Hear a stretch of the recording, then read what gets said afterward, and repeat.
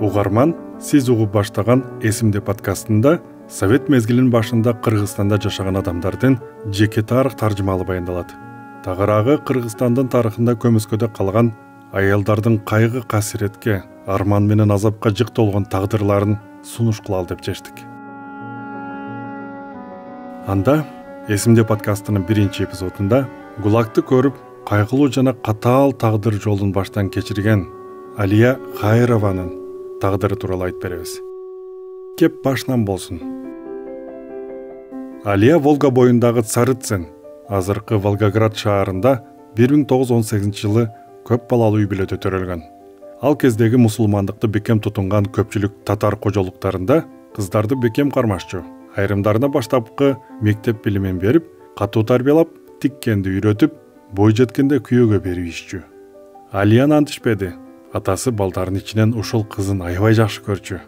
Эркек кызынын билимге шыгын байкаган соң, атасы окуусуна шарт түзүп, тоскоолдук кылбады. Алия мектепти аяктап, Ростов-на-Донудагы техникалык институтка кирди. Баары жакшы башталган. Күйөөгө тийип, балалуу болду. Бирок бактылуу үй бүлөлүк турмуш кыска болду. Күйөөсү менен агасы согуштан кайтпай калышты. Экөө тең учкуч эле. Анан калган бир туугандары биринин артынан бири майданга аттанышты. Согуш маалында жогорку билимдүүлөрдүн баары офицер эсептелчү. 23 жаштагы Алия Хайрованы да аскерге алышты. Офицер катары кан майданда 1941 жылдын 24 июнунан тарта 1945 жылдын декабрына чейин урушта жүрдү. Зениттик бөлүккө туш келип, зенитчилерге атчу жерди аныктап бергич болду. БМ-13 аттуу реактивдүү артиллериялык бөлүктө кызмат өтөдү. Эл арасында бул сүрдүү машиналарды Катюша деп коюшчу. Согуш жаңы башталганда советтик аскерлер шашылыш артка чегинип жүрүп отурушту. Бир жолу мелмилдеп аккан Кенен Кубан дарыясын кечип өтүшкөндө, жээкти жалгыз аскердик курал кадимки Катюша калып калат. Экипаждын бардык мүчөсү курман болуп, машина майдан талаасында калган экен. Алияга жоокерлери менен барып ошол Катюшаны жок кылуу тапшырылат. Ал кезде советтик аскерлер арасында стратегиялык объект же курал душман колуна тийип калбасын деп жардырып кетишчү.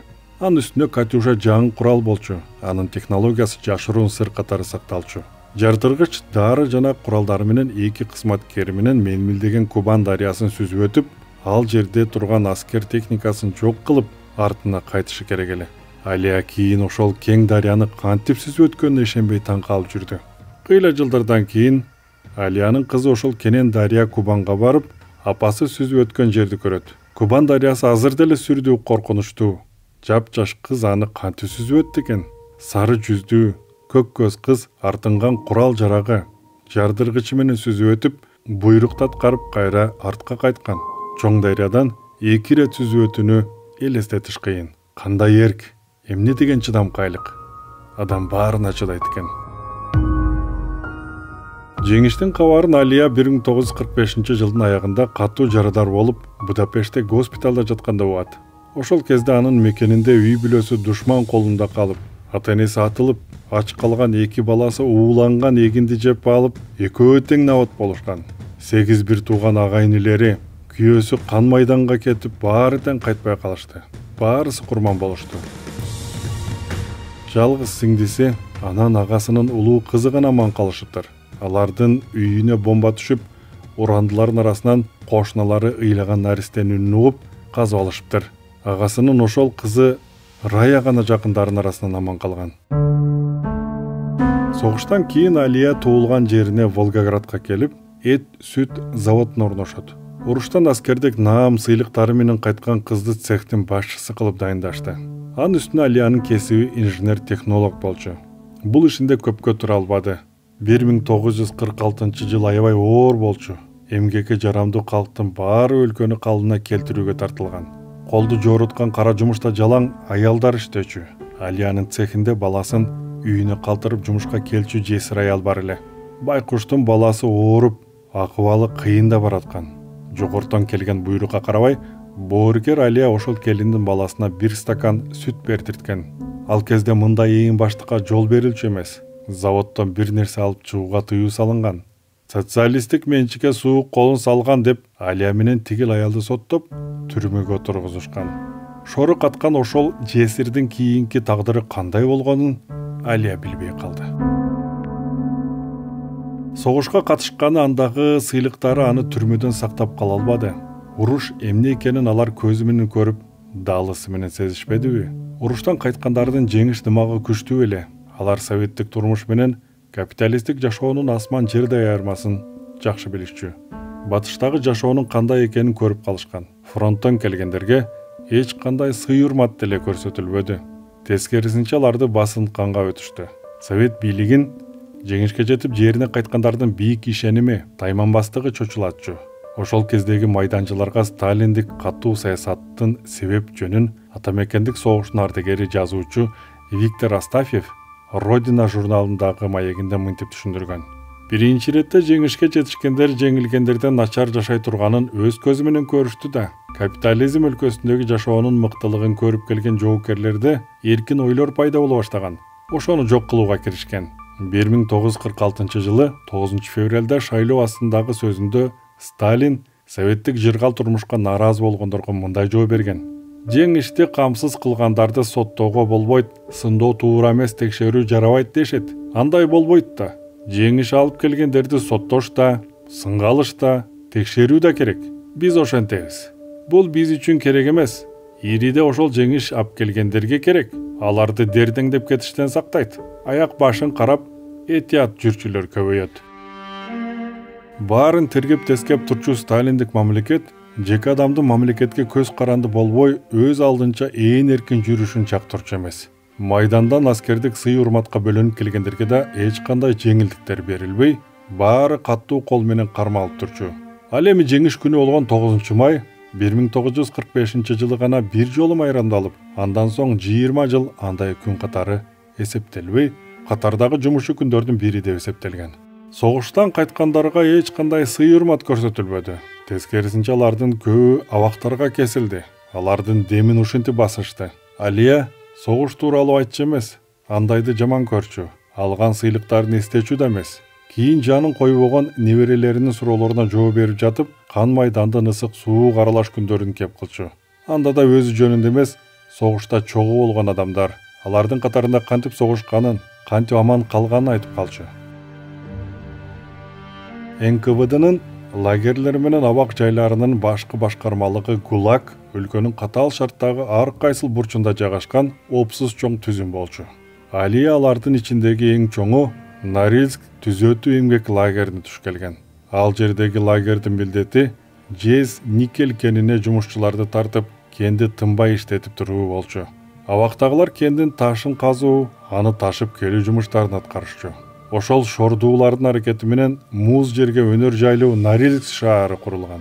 Норильскидеги абак жайларда 400 миңден ашуун адам кармалган. Ал кездеги гезит журналдар Норильск жез никель кени демилгечил комсомолдордун аракети менен курулганын жазып турчу. Иш жүзүндө курулуш камактагылардын күч аракети менен бүткөрүлгөн. Абактагылар негизинен саясий жалаа менен кесилгендер. Кең СССРдин ар кыл аймактардан чогулган көп улут өкүлдөрү толтура болчу. Алардын баары 10 жылдан 15 жылга чейин эркинен ажыратылгандар эле. Керелден кечке 10-12 саат иштешчү. 40 градус аязда жумуш токтобой, жегендери бир кесим нан, адам сөлөкөт эле калган советтик системанын туткундары иштечү. Баарын болбогон жалаа менен соттошкон. Норильск жер шаарынын түндүк уюлундагы шаар, материктен бөлүнүп калган жер болуп эсептелет. Андан 1000 чакырым айлана тегерегинде бир да калктуу пункт жок. Кан майданга катышып, үй бүлөсүнөн ажыраган байкуш Алияга да оор сыноо туш келди. Адам баласы чыдабаган кара жумушка чегерилди. Маанайды чөгөргөн ушул аяздуу жерде саясий айып менен камалган керемет адамдар бар болчу. Алия Хайрованын көңүлүн ошолор гана көтөрчү. Кыйынчылыкка чөкпөгөн билимдүү адамдар, арасында дүйнөгө таанымал окумуштуулар, кан майданга катышкан жоокерлер, аскер кол башчылары көп эле. Сөөк какшатчу аяздуу аймакта ал күйөлүү болду. Ашыктык деген укмушко Волга боюнан келген кыз кыргыз жигитти сүйүп, мурда атын укпаса өзүн көрбөгөн Кыргызстанга, Орто Азияга келин болду. Алия менен табышкан кезде Жусупбек Эсеналиев ГУЛАГтын 10 жылын өтөп, артка кайтар убактысы белгисиз болчу. Анын 18 жылдык өмүрү абакта өттү.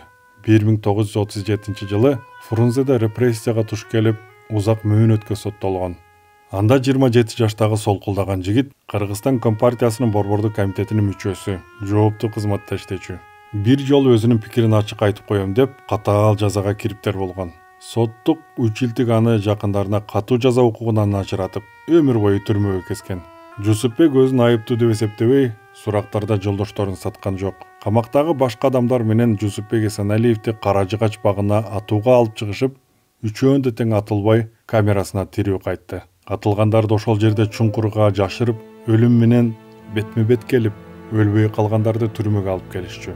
Атылбай аман калган Эсеналиевди калган өмүрүн түрмөдө өткөрсүн деп түндүккө Норильскидеги уран кенине жөнөтүшкөн.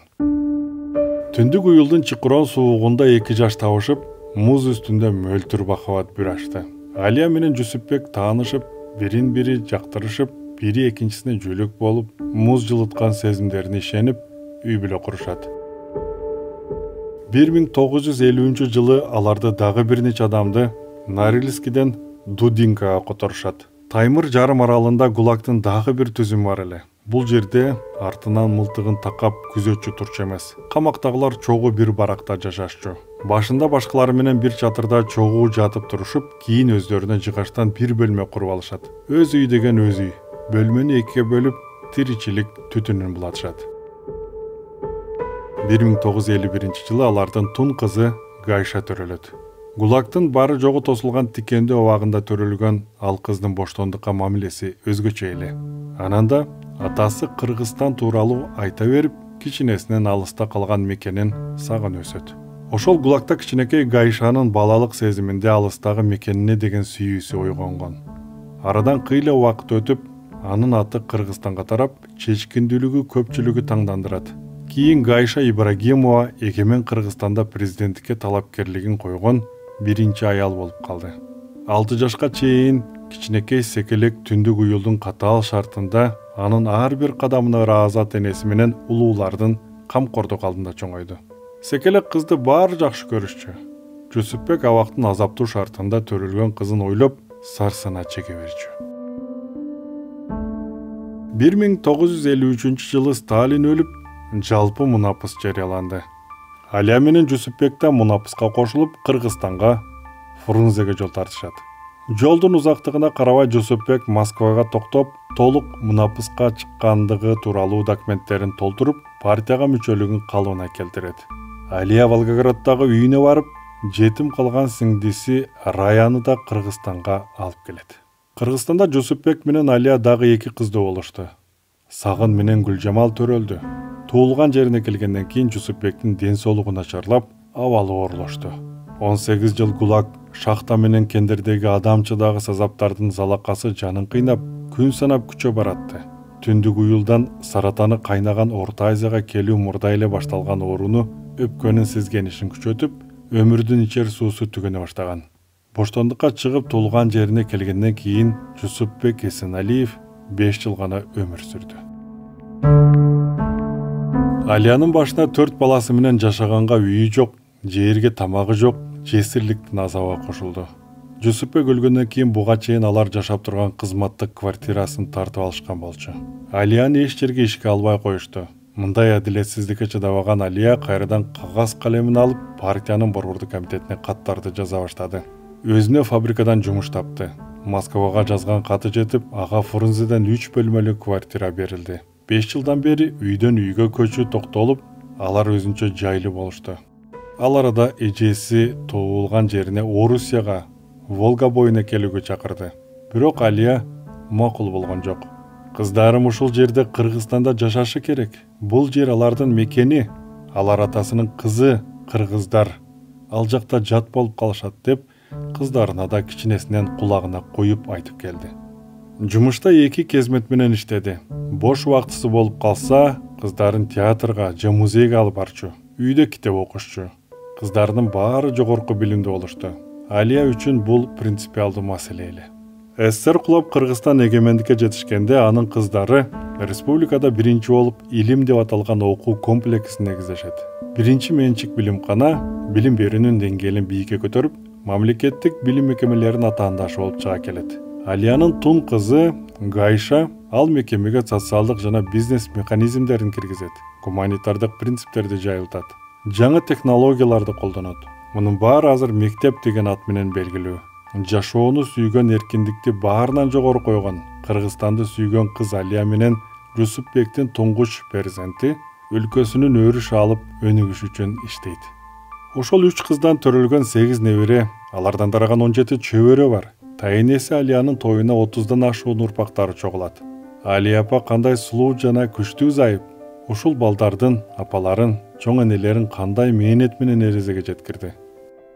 94 жашка чыкканда ал кыздарына акырын гана мен да чарчадым. Жаным жер тартып турат. Кетейин эми, деди. Ошентип узап кете берди. Алия апа кылым жашады. Канчалаган каршылыктар болду. Моюн бербеди. Баш ийбеген, бүгүлбөгөн бекем адамдар бар го. Аны жөнөкөй акыл логика менен түшүндүрүү кыйын. Бардыгы айыкпаган жара болуп кала берет. Угарман, эсимде подкастынын биринчи эпизодунда согуш ааламатын, гулагты көрүп, кайгылуу жана катаал тагдыр жолун баштан кечирип, кыйын турмуштун бетме-бет келген азап тозокторун унчукпай көтөрүп, узак өмүр кечирген Кыргызстандын келини Алия Хайрова тууралуу айтып бердик. Бул баянды эсимде изилдөө аянтчасынын негиздөөчүсү Элмира Ногойбаева жазып алган. Бул подкаст түрмөгүндө буга чейин өмүр таржымалы, жашырын жабык болгон аялдар тууралуу баяндалат.